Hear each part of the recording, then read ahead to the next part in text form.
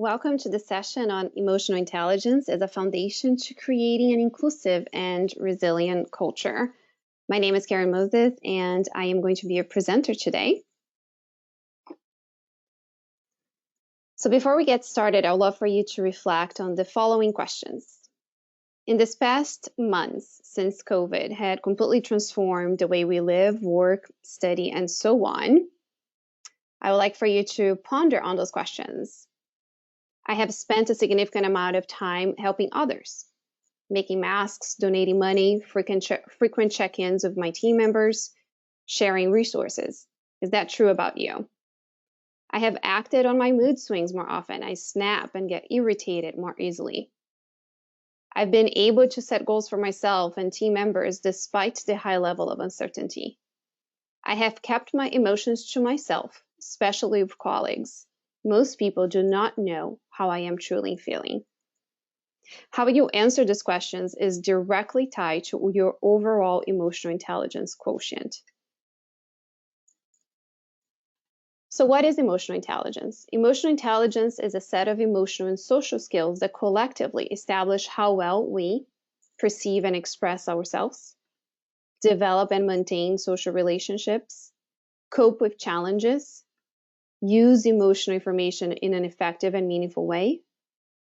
In other words, how we understand ourselves, how we understand our internal landscape, which we'll call it here recognition, and then how we use that information, the internal landscape, outwards to develop relationships, which we'll call it here regulation. Those two things combined is the global understanding of your own emotional intelligence.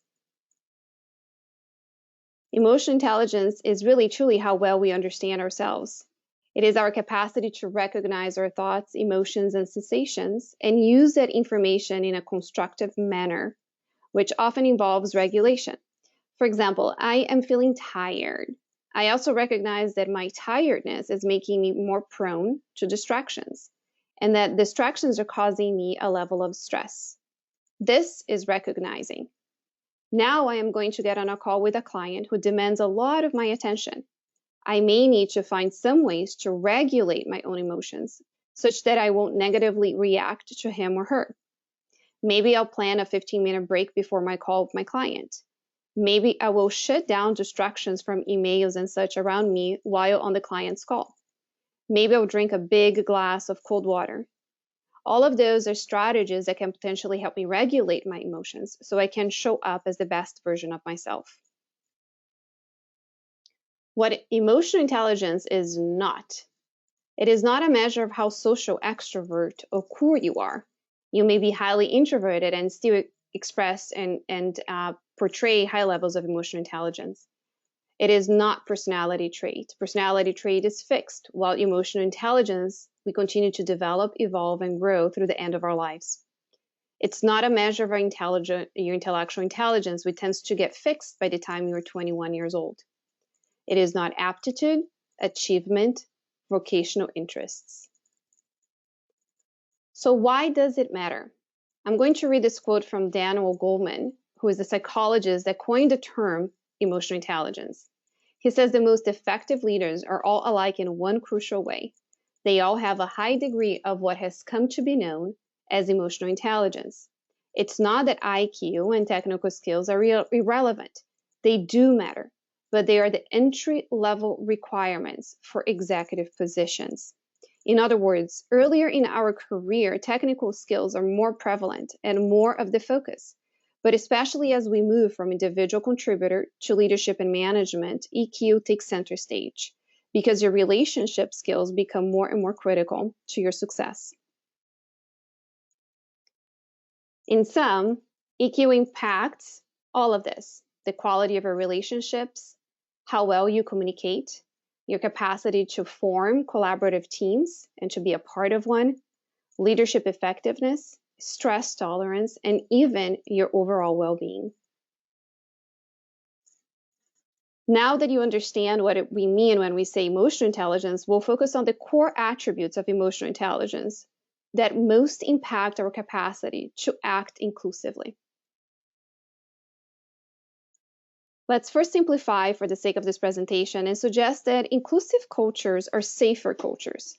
By safer, I mean above all, psychologically safer. They give individuals the ability to be who they truly are and still feel like they belong.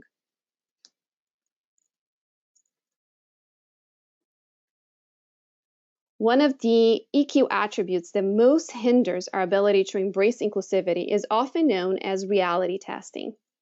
Reality testing is the capacity to remain objective by seeing things as they really are. And this capacity involves recognizing when emotions or personal bias can cause one to be less objective. When reality testing is lacking, we may ignore important facts and data in making decisions. We may delay adjusting our original course of action even when all the facts point in a different direction. We may be more prone to bias. We may ignore or avoid broadening our perspective to include those of others. And even extreme happiness or extreme anxiety may impede our capacity to see things as they truly are. Reality testing is our capacity to adjust our assumptions to objective facts. It is our capacity to distinguish between subjective reality and objective facts. You can see that without a developed capacity to do so, we are more prone to stereotyping and to confirmation bias, which basically it means that we ignore contradicting facts that differ from our original assumptions. We are also more prone to groupthink, and so on. Now, facts in and of itself is really important, but we have to actually pay attention to what kinds of facts we are focusing on. Facts alone are not the whole secret sauce. Some people have actually gone through the last few months and they have focused on all of the data and information that have created what I'm hashtagging here as a doom through coronavirus experience.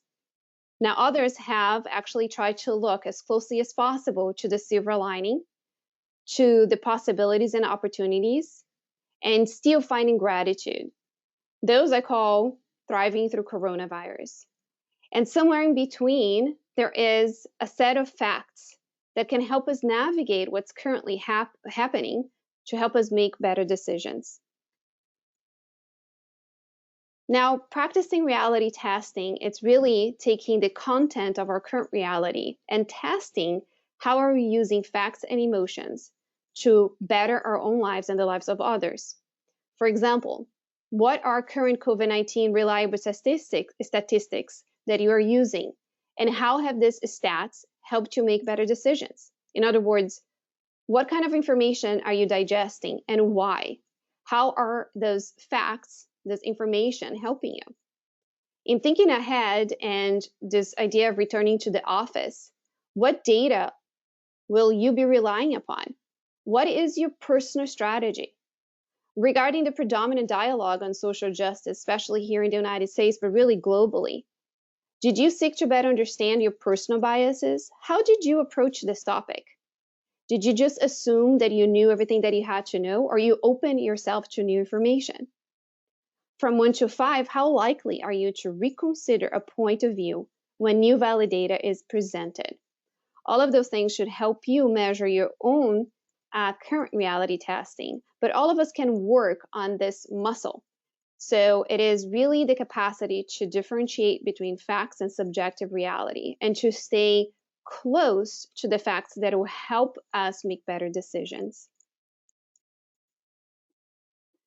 Now, inclusive cultures also foster and prioritize empathy. Now, what is empathy? Empathy is the ability to be aware of, understand, and appreciate the feelings and thoughts of others. Empathy involves being able to articulate your understanding of another's perspective and behaving in a way that respects others' feelings. Empathy is not the same as sympathy. Sympathy is simply feeling sorry for somebody's experience, while empathy demands that we acknowledge, respect, and see and put ourselves in another person's shoes. Empathy is also not agreement. I may not agree, actually, with your statements and even how you're responding to a situation, but I can still offer empathy. I can still respect that is how you are responding to the context and the environment around you. And by no means empathy should ever be used as a tool. We all know when somebody is being inauthentically empathetic, and that can actually backfire and break trust. Empathy, above all, is our acknowledgement, is us seeing people for who they are and where they are. It's our willingness to just simply listen. It is us saying, I don't know how this feels, but I'm right here with you, and I want to be here with you, which is why empathy is so important for fostering inclusivity. We may be under the same storm, but our boats are all unique to each and every one of us. Empathy is taking a moment to remember that. Empathy is also a critical attribute to foster inclusivity in its capacity to help us read the room and course correct. I am likely not going to get things right the first time, especially in conversations that involve race and my own unconscious biases. So I need to know that if I am actually leading the conversation in the wrong direction, I can read the room and course correct. When empathy is lacking, we may unintentionally offend others. We're not taking the time to respect, understand, and listen. We may find it difficult to develop meaningful relationships at work and personally. We will never serve as allies. We may have difficulties recognizing our role on various issues, limiting our capacity to grow and learn. We may act independently of others at the expense of building trust. Now, pivoting to really talking about a culture of resilience, I want to tie this idea of creating a safe environment to our capacity to grow, learn, receive feedback, which in turn helps us create highly resilient teams. The attribute that fosters this growth mindset is flexibility. Flexibility is adapting emotions, thoughts, and behaviors to unfamiliar, unpredictable, and dynamic circumstances or ideas. Why does it matter? Because flexibility is a core quality of highly resilient individuals. We cannot control our circumstances, but we can control how we react to the circumstances. Working around obstacles also frees energy for creative output. When flexibility is lacking, we may be more controlling, we may micromanage, we may have difficulties coping with change, we may resist change, ruminating in situations for way too long. We may have difficulties learning new skills. We may have difficulties receiving feedback, feeling shame rather than learning from it. Finally, we may have difficulties letting go of the past.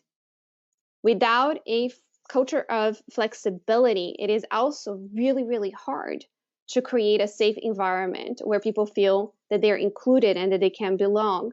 If people don't believe that there is room for change, and that there is opportunities for course correction, everybody will be driven by fear and shame rather than a common goal and vision. In sum, a culture that focuses on flexibility, empathy, and reality testing is better equipped to weather tougher storms, to be more resilient while remaining inclusive and safe to all. To practice flexibility, I invite you to ask yourself the following questions. Am I resisting anything right now? What do I need to let go? And learning from my past mistakes. What is a past challenge or mistake that I still feel guilt, remorse, or disappointment towards? What lessons have I gained because of this experience? Can I share what happened using this new frame and perspective? The reframing of our pasts helps us connect to our inner power, which is also known as our inner locus of control, our capacity to believe that we have control over our lives. The more we connect with that truth, the more open we become, the more open we are to growing and helping others do the same. Thank you very much, and I look forward to staying connected with you.